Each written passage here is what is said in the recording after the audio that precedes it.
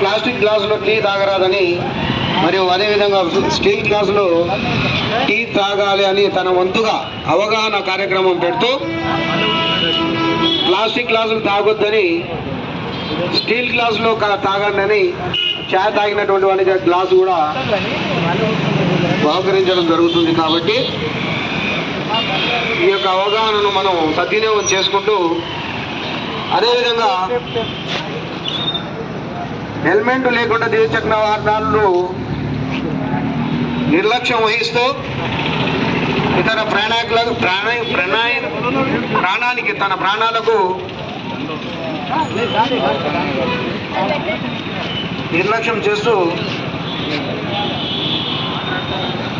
తన ప్రాణాలకు తలకు తగిలితే తలకు ఏ భాగానికైనా కానీ చికిత్స జరుగుతుంది.